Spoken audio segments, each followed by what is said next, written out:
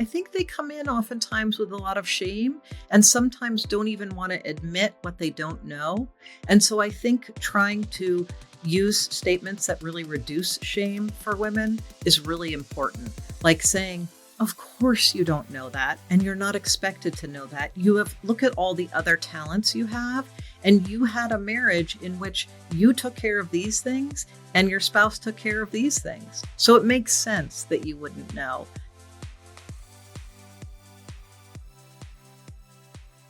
Welcome to another episode of the Simply Retirement Podcast. I am your host, Eric Blake, practicing retirement planner for over 25 years, founder of Blake Wealth Management, and I would not be the man I am today without the women in my life.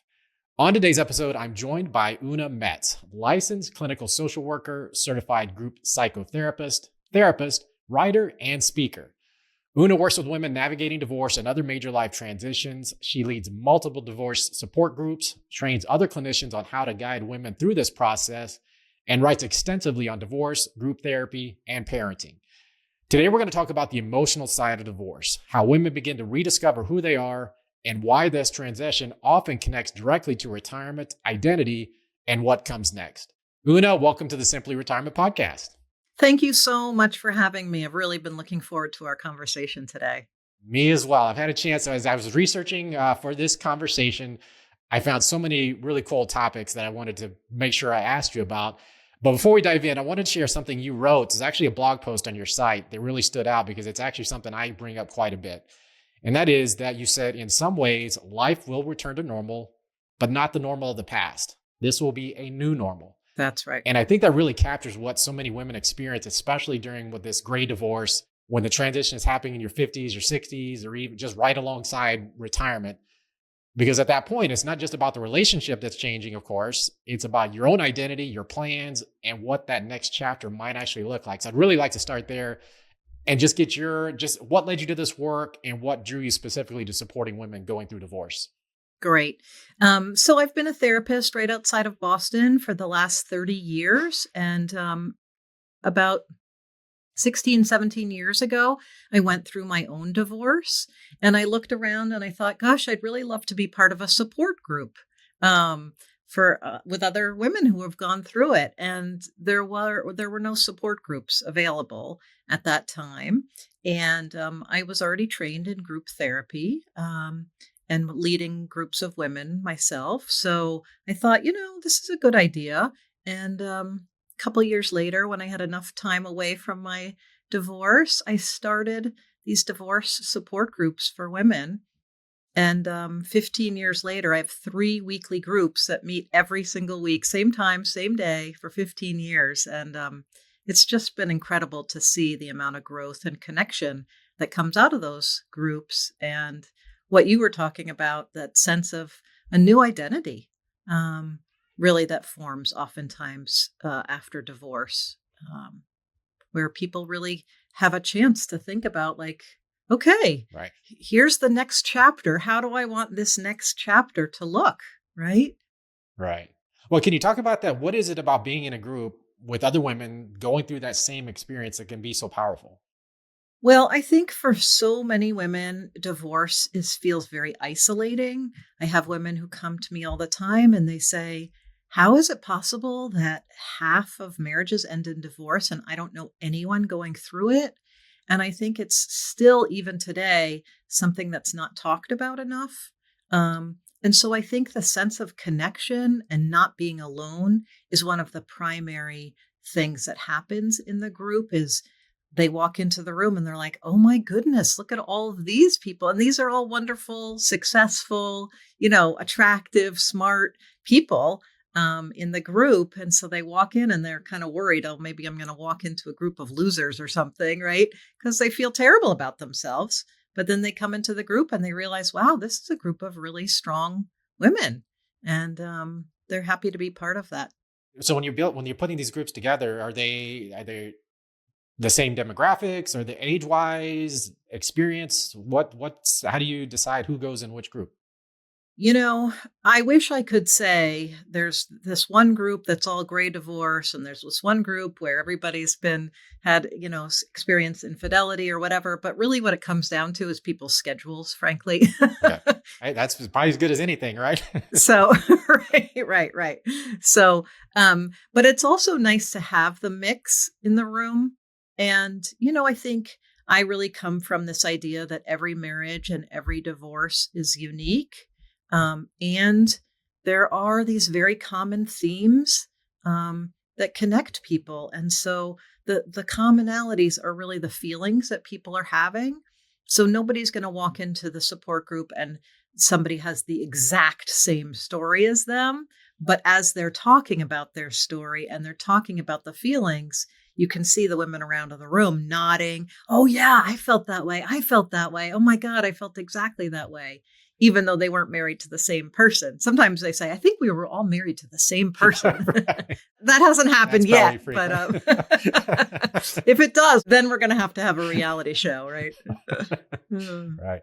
Well, from your experience, what are some of the most common emotional challenges you see women facing as they go through divorce? And in our just kind of a continuation of that, for women who are more in that retirement phase, do you see anything different for them?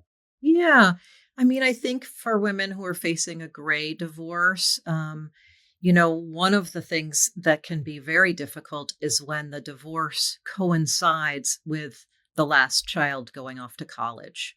And so they're not only facing the divorce, but also the empty nest. And talk about a change in identity. If you've built your identity largely around being a mom and being married and being part of an intact family, it can be a real blow to somebody's identity, leaving them feeling like, who am I? What role am I supposed to? And of course, you're still a mom when your kids go off to college, but you're a different kind of mom. Um, and then I think just like so much uncertainty, divorce oftentimes takes a long time, the legal process to get through, and not knowing if you're going to be able to stay in your house, if you're going to have to, get a different job or go back to work, or if you have enough saved for retirement. All of those things I also think can create so much anxiety for people, just that level of uncertainty and not knowing what's going to come next. So that piece is really hard too. Right. When you wrote a book, Unhitched, the Essential Divorce Guide for Women, which walks women through the entire divorce journey, what made you feel like women needed that type of roadmap? And what do you hope they gain from it as they go through this process? Oh, that's a great question, Eric. So, as I was leading these groups, the support groups for women, the women in the groups kept asking me for books. They said, "I want a book that really talks about the emotional journey, and it's great coming to the group, but in the meantime, like during the week when we're not at the group, we want a book that we can read." And I looked at all the literature, and I realized that there wasn't a book by a therapist for women on the emotional journey of divorce. And so that's really when I decided that I wanted to write this book, because there's so much useful information that's come out of my work. And I just wanted to share it with a larger population. And so this book really walks people from the very, very beginning of making the decision or having the decision made for you, all the way through the messy middle and to the end, and to dating after divorce and a new identity after divorce. So it really takes you kind of step by step through the whole thing. And would you say that, for the purposes of somebody reading it, is it I just sit down and read it in one sitting? Is it something, hey, this is a reference that I can come back to when I have questions? What's the best use of the book itself? Yeah, that's a great question. So some people have told me they sat down, they started on page one, and they just zoomed right through it to the very end. But it's also structured in such a way that people could, say they're worried about their kids. They can just flip straight to the chapter on kids and get plenty out of it. Or, maybe they're in the very, very beginning stages. And so they read the beginning chapters and they're not ready to move on, to the other chapters. Or perhaps they have gone through the divorce, but there's still kind of some emotional hangover, so to speak, or they may be ready to date. And so they get the book and they're like, I don't need to read anything about like telling my friends. I really want to read about dating after divorce and creating a new identity. And so they flip right to the back. And so the book is designed in that way. It's also got tons of vignettes in it. So you can read about other people's stories and not feel so alone. Well, I think one of the interesting things is that, in the work we do, we work with a lot of women who have gone through, sometimes it's divorce, a lot of times it's being a widow. And one of the biggest things I wanted to bring through this podcast is resources, because especially financially, there's all the challenges of, I just didn't know that. I didn't know that about Social Security, that had all these different things I needed to think about. Yeah. So that's one of the things I was so excited about having you on, is for that exact purpose of just resources. How can we get these resources out there so people know about them? Can you just talk about that in itself? How important is it to know what resources are out there to help women move forward? Oh, it's so important. And I think one of the things I've noticed, and I don't know, I'd be curious if you've seen this too, but I would say maybe 5 or 8 years ago, there was very little out there about divorce when you looked online and things like that. And now I feel like there's this flood, and it's almost like there's too much information out there, and some of it is good, and some of it's not great, and so it's hard to sift through. So it's really important to find somebody that you trust, that you can really trust, to help guide you. I have a huge resource section in the back of the book. And then I also, on my website, which is oonametz.com, I have a ton of free resources on my website to help walk you through the financial part, the legal part, but mostly the emotional part. Hey everyone, it's Eric. Hope you're enjoying today's episode. I want to take just a quick moment to share a resource I think you'll find valuable. Have you ever found yourself asking, how much can I put into an IRA this year? Or how much can I earn before my Social Security gets reduced? Those are the kinds of questions that come up all the time, and the answers change often more than you think. That's why we created a free 2-page tax and retirement planning cheat sheet, updated for 2026, with the key tax, Social Security, and retirement numbers all in one place. You can download it right now at the simplyretirementpodcast.com/retirement cheat sheet. It's a simple reference you can keep handy whenever questions come up. Now, back to the episode. Well, and that's what I find so challenging for many of the women that we work with and people that I know that listen to the podcast itself, is just, how do you filter through all this stuff? Yeah. So especially on the financial side, because it's kind of those things. Divorce is one of those unfortunate situations where the emotions and the finances clash. That's right. And then you throw on top of, when you're in your 50s or 60s, I've got retirement, as you talked about, the empty nest. It seems so overwhelming. So having a resource like your book, or even the work that you're doing through the group training, those types of things, is so valuable.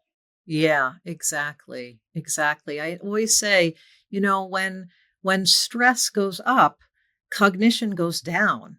And so, for instance, the people we're seeing in our office may be extremely bright, extremely well educated people, but when they're in the midst of an emotional crisis, their brain is just, and this would happen to you you or I, their brain is just not functioning as well as it can be when they're in a state of calm. And so a lot of pieces of the book is like, how do you regulate your nervous system so that you can calm down, so that you can actually understand.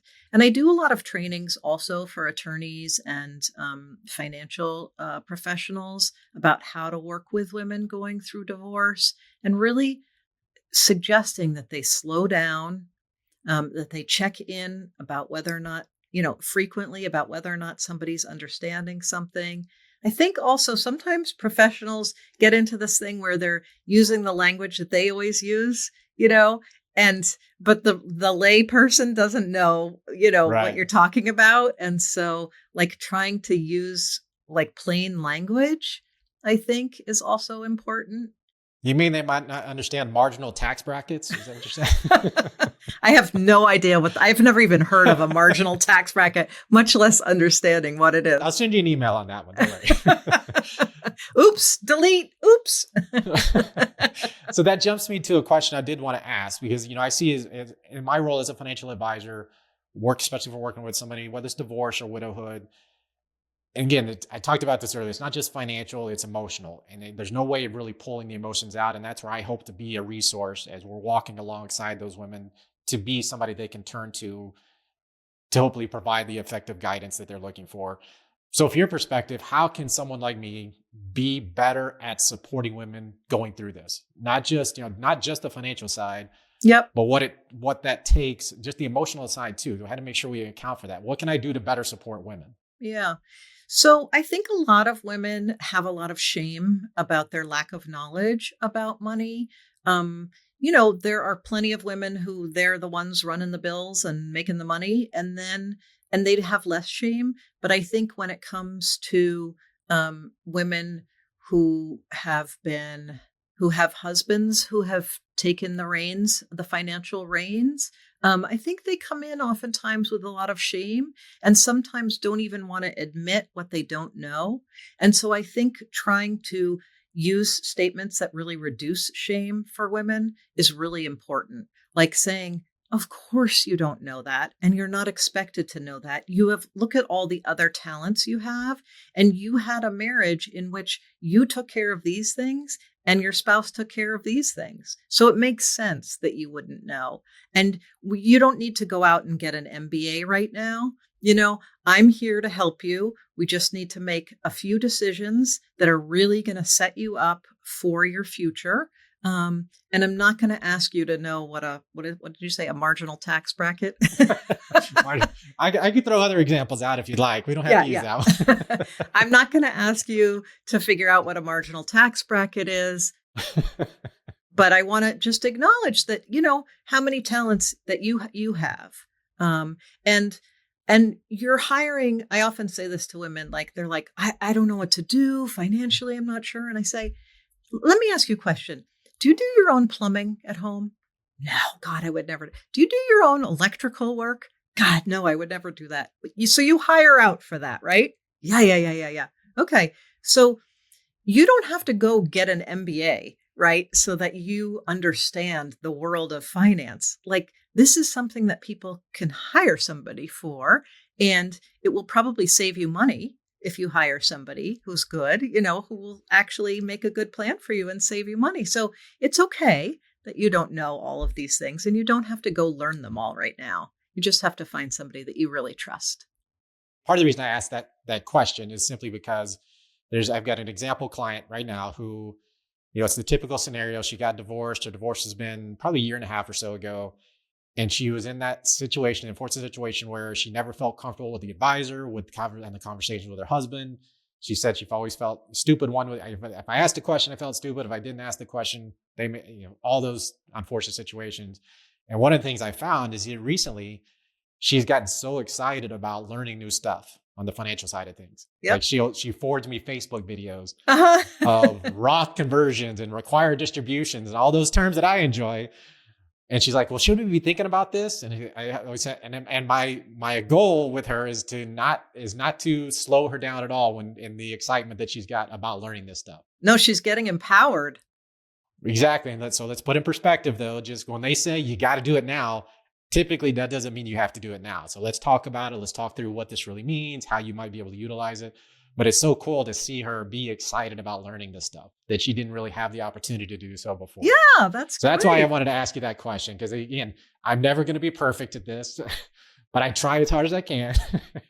Yep. No, that's fantastic. And it sounds like an important part of that story is that the divorce was a year and a half ago, because a year and a half ago, she couldn't do that work, right? She didn't have the bandwidth to think about that. But now she's kind of gotten through it. And now she's found something that she's kind of excited about, which is so great. And you can partner with her about that. Right. Well, and that leads me to the next question. So, one of the things that really stood out to me in the work that you do is helping women reconnect to themselves. And how often do you see women struggling with that question? What do I do now? And how do you help them answer that? Yeah, that's such a good question. So I think, we are still in a society right now where women are socialized to really think about everybody else. They think about their kids, what their kids need. They think about their spouse, what their spouse needs, their boss, their employees. We are wired and socialized to think about everybody else. And I think divorce really offers an opportunity to really think again about who you are and what you need. And one of my favorite little exercises that I like to do with people is developing with them a small bucket list and a large bucket list. And a large bucket list might be something that's kind of expensive and out of reach. Like, oh, I always wanted to go to the Alps, Okay, put it on your bucket list. Maybe we can make that happen. But you know what? Let's think about the small bucket list too.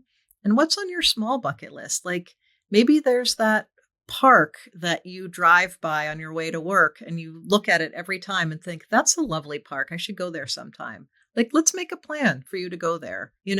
Maybe there's a new restaurant you want to try. Maybe you've always wanted to take a pottery class, but you never put your mind to it or never had time for it. Like, this is the time. So, in terms of doing that little small bucket list, you get to people's identity and what brings them meaning, purpose, and joy in life. So that's a great exercise to go through with people and really helps bring them kind of back to themselves. Well, and I think what's interesting is that is an exact conversation I would hope to have myself with clients, because it's, there's so many similarities in terms of just bringing out the emotion, what's really driving you, what drives your decisions, whether it's on the emotional side or just getting to that next phase of life, or the financial decision that you make. How are you going to use your money to do what's important to you, to make these decisions that are often difficult? But as long as you stay focused on what's most important to you, very good chance you're going to make the right decision. That's right. And I'm sure you, in a lot of your work, you also talk about values. What are your core values in life? Like, what's most important to you? Is it travel? Is it family? Is it, being close to your grandkids? Is it further education? Is it, leaving a big inheritance? What are the values that you have in your life, and how can we make those come true? Well, ultimately, because it's never about the money. Money is just the tool to do these other things, or to have these other experiences, to make a difference in somebody's lives, or to make a difference in your life. Yes. The money is just the tool. It's not the thing. It's not yes, the goal. That's right. That's right. Well, excellent. Well, one of the things I always like to ask, for somebody who's listening, maybe they feel overwhelmed, especially if life hasn't quite unfolded the way they expected. What would you say about just beginning again? What is a first step someone could take if they're in that situation where they're feeling some overwhelm, or just saying, okay, what do I do next? I would say reach out. I would say don't try to do this by yourself. I think, especially for women, so many women feel like, okay, I got this covered. I've been competent so far. I know how to do this. I can just do it on my own. I don't want to ask anybody for help. I don't want to burden anybody else. But oftentimes it's not a burden when you're asking somebody else. A lot of people would love to be in a helpful role to you. And so make sure that you're not going it alone. Make sure that you reach out, whether it's friends, family, professionals, a therapist, to really help you get through if you're overwhelmed. Awesome. Now, you talked about the work that you do with the groups. You talked about some of the work you do with training other professionals to have a better working relationship with women. What other types of services do you offer? So I see people individually as well in person in my Boston office. And I lead these groups. Those are all in person too. And then I do training and speaking around the country to professionals in, either therapists, financial professionals, or attorneys who are working with divorce professionals. I'm going to New York in a couple of weeks to do a training, and then on to Colorado to do a couple of trainings in Colorado in early May. So, and that's really near and dear to my heart. So feel free to share what are the best way the listeners can connect with you, learn more about the work that you're doing, and of course, share more about your book. Great. So my website is oonametz.com. It's OONAMETZ.com. And as I said, lots of free resources on my website. And the book is Unhitched, again, Unhitched, The Essential Divorce Guide for Women. It's available on Amazon, Barnes & Noble, and a lot of local bookstores. And it's available in ebook and audio too. And I did the narration for the audio. Or paperback. So pick your favorite, and yeah. Perfect. Well, I'm an audiobook person, so I may have to I've got a bunch of built up credits. So I may have to grab that very soon. Oh, good. Yeah. Excellent. We'll make sure we include all that in today's show notes. Oona, thank you so much for joining me. This has been a great conversation. As always, thank you so much to our listeners for tuning in. If you found yourself thinking about your own situation as you're listening today, maybe asking yourself, what does that next chapter look like for me? I would definitely encourage you to take the next step and connect with Oona. Her work, her book, Unhitched, The Essential Divorce Guide for Women, really just help you take that next step. And again, we'll include all those links in the show notes. That's it for today's episode. For all the links and resources we've talked about today, you can visit the simplyretirementpodcast.com. And until next time, please remember, retirement is not the end of the road. It's the start of a new journey. That's it for today's episode of the Simply Retirement Podcast. We hope you found our insights and advice helpful in planning for a fulfilling retirement. Don't forget to take action on what you've learned today. Visit our website at blakewealthmanagement.com to learn more about our firm and review our Simply Retirement Roadmap process to get you on the right path to the retirement you deserve. And don't forget to click the follow button to be notified when new episodes become available. Thank you for joining us on this journey, and we look forward to helping you achieve your retirement goals. Remember, retirement is not the end of the road. It is the start of a new journey.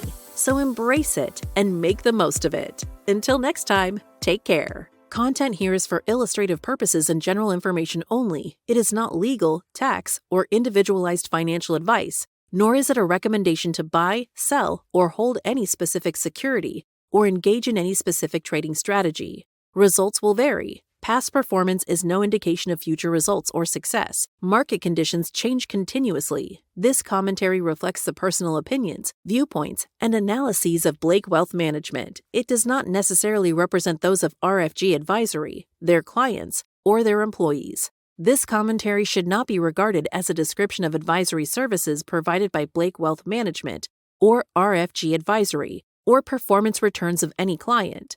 The views reflected in the commentary are subject to change at any time without notice. Advisory services offered by investment advisory representatives of RFG Advisory, a registered investment advisor, Blake Wealth Management, and RFG Advisory are unaffiliated entities. Advisory services are only offered to clients or prospective clients where RFG Advisory and its representatives are properly licensed or exempt from licensure. No advisory services may be rendered by RFG Advisory unless a client agreement is in place.